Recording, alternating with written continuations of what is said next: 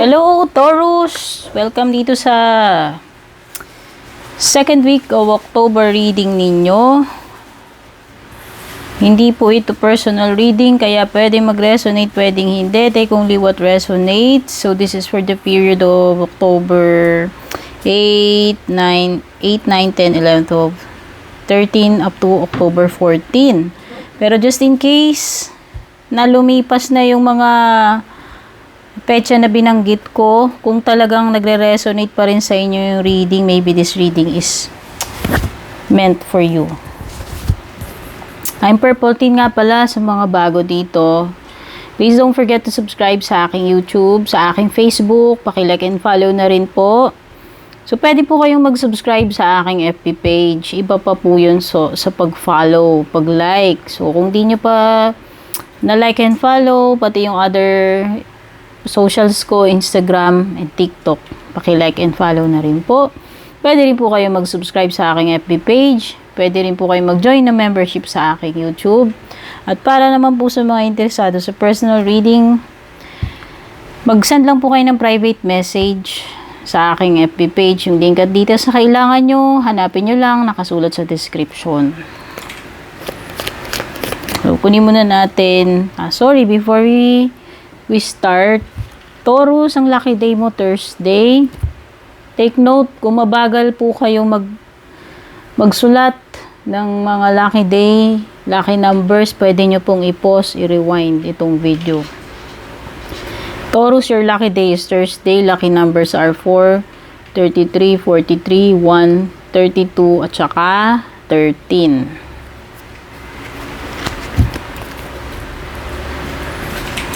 Kunin muna natin overall energy ng second week ng October.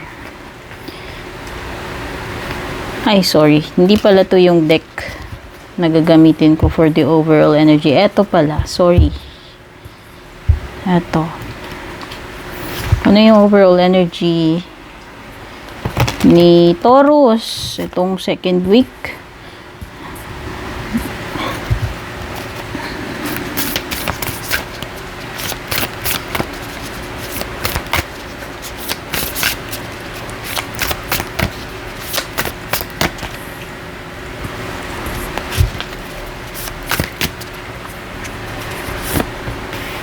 Overall energy mo ay butterfly spirit. Transformation is beautiful. Magandang change ang paparating sa inyo, Taurus. Ayan sinasabi ng butterfly card. Magta-transform itong current situation mo into something beautiful. Something more pleasant, something better. If not beautiful, at least may improvement, may magandang mangyayari, diba? So, ano yung possible outcome this second week for Taurus people? Vulture spirit, nothing is wasted. Alam mo, walang masasayang sa'yo, Taurus, kung ano man yung mga ginawa mo, lahat will fall into place. Walang tapon, ibig sabihin, walang masasayang na effort. So, kung ano man yung ginawa mo, it will be rewarded. Hindi man ngayon, in the future, So, wag mo iisipin na, nagsasayang ka lang ng panahon, or mali yata yung ginawa mo. Sayang lang yung ginawa mo kabutihan. Tandaan mo, sabi ng vulture spirit, yung outcome mo, nothing is wasted. Lahat ng give out mo, sinend out mo, may kalalagyan, may purpose, may pupuntahan. Hindi yung parang parang nasayang in vain yung mga ginawa mo, Kaya siguro, transformation. Kasi,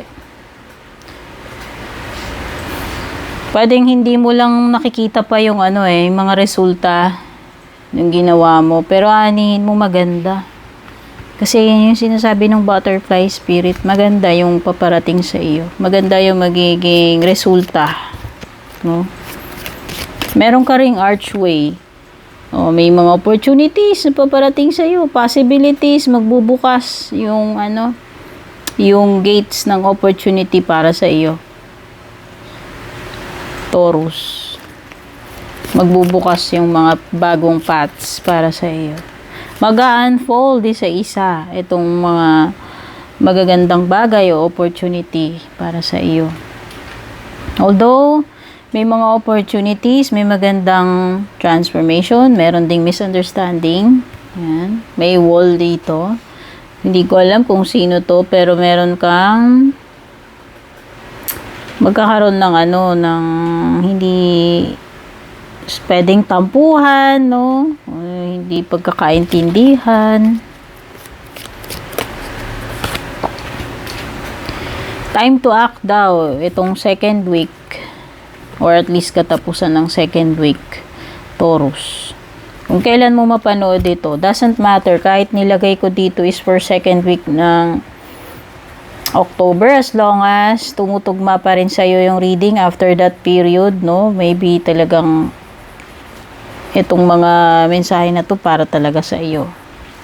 Ayan, no? Time to act, sabi ng Lion card. So, kung meron mang sitwasyon, kakaharapin ka, eto na yung time para gumawa ka ng paraan, kumilos. Yun yung sinasabi ni Lion card, no? Huwag ka na mag-hesitate, huwag ka na magpatumpik-tumpik. Kung kailangan mong kumilos, ito na yung moment na dapat gagalaw ka, gagawa ka ng way. Meron ka ring spear, heartache over what you no longer have. Pwedeng iba sa inyo dito na apektado pa rin kayo, nasasaktan pa rin kayo dito sa bagay na kahit alam nyo, napalagpas na, lumipas na, natapos na, nag-end, nawala, no? Basta ko naman itong tinutukoy ng heartache na what you no longer have. Pero, it seems na apektado pa rin yung feelings ninyo dyan kahit wala na yan. Wala na sa buhay ninyo yan. Kung ano man yung tinutukoy dyan.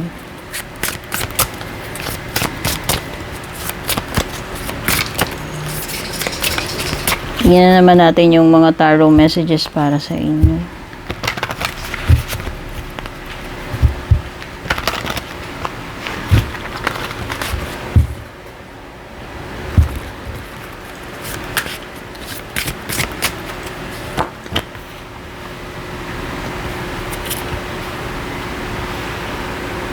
Uy, dalawang card ng coins.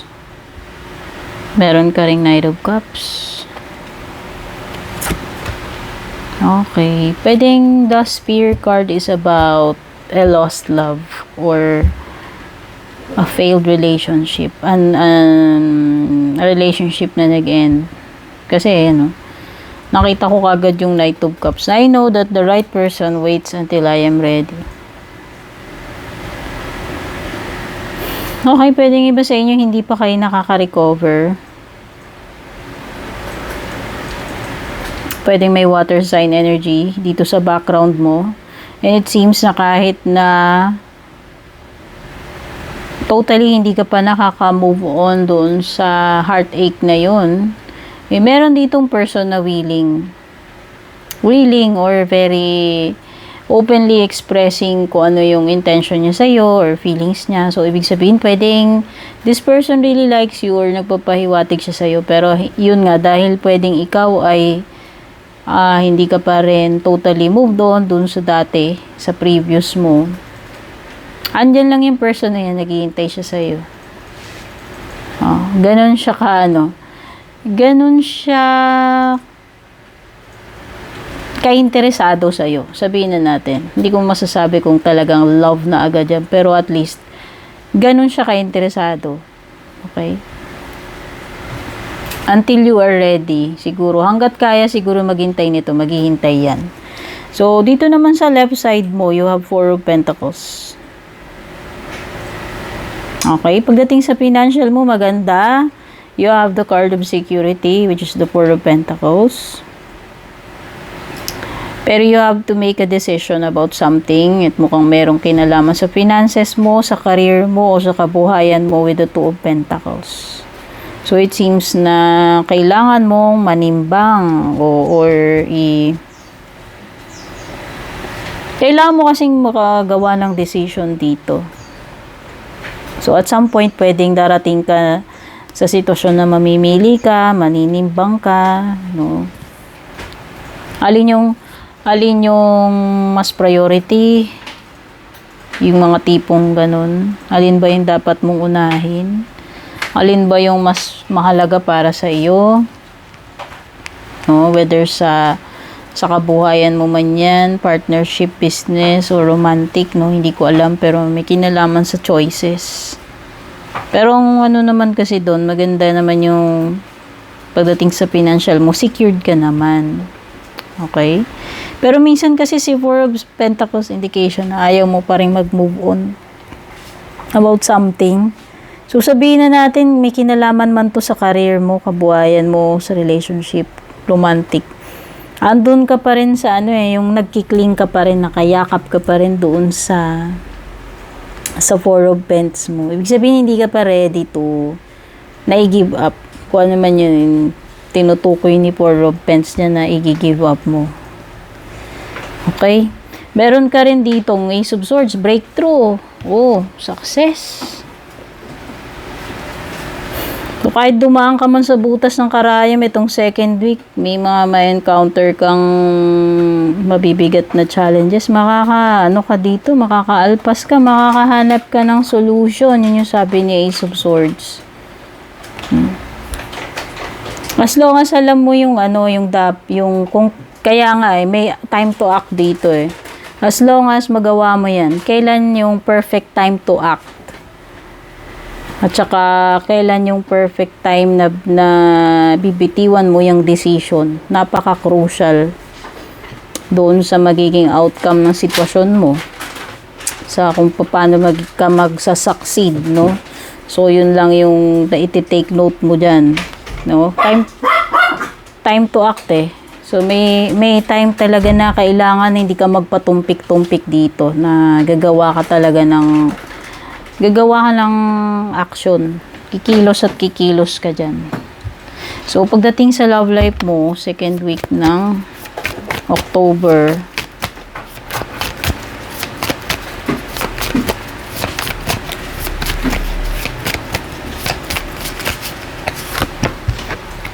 Divine Masculine, Young Energy, so soulmates, kung sino man tong person na tinutukoy dito, it could be your soulmate.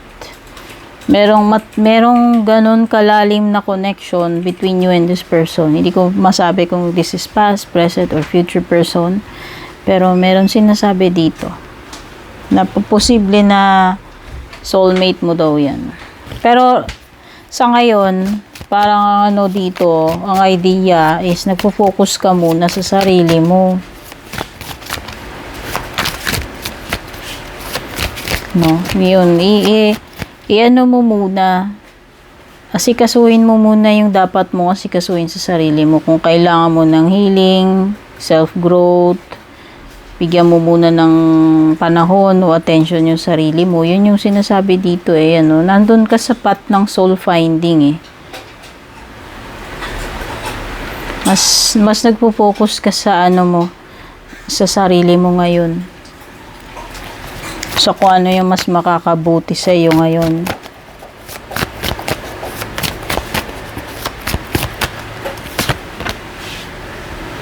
Influences. So, pwede may mga bagay na nakaka-apekto rin dito sa'yo, sa current situation mo.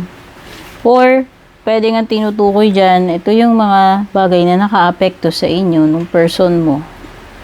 Pwedeng nagkaroon ng third party. No? Yung third party niya pwedeng hindi tao yan.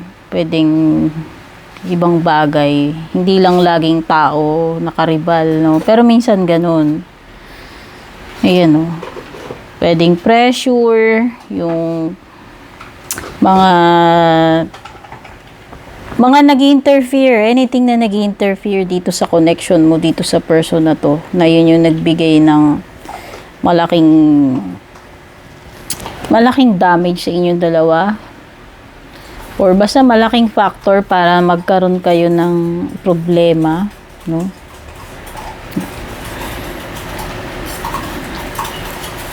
Yang masculine energy. Ito yung outward na energy.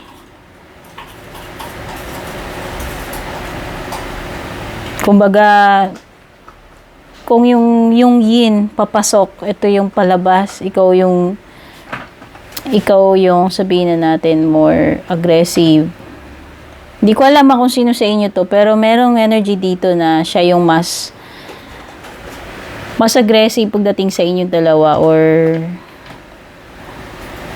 mas expressive. Basta siya yung mas gumagawa ng siya yung mas kumikilos, siya yung mas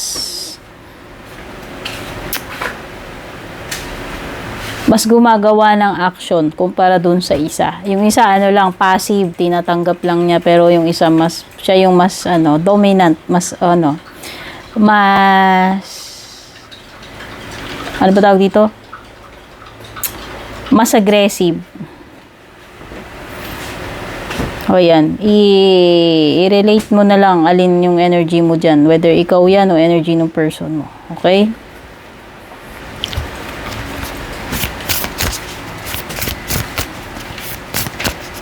So, ano yung closing message o advice para sa inyo, Taurus?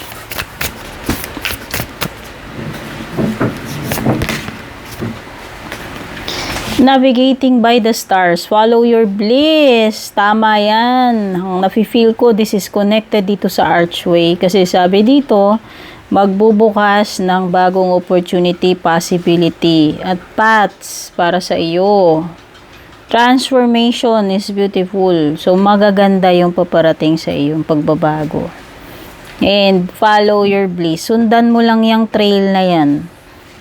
Ibig sabihin, pwedeng yan na yung path mo sa fulfillment or success.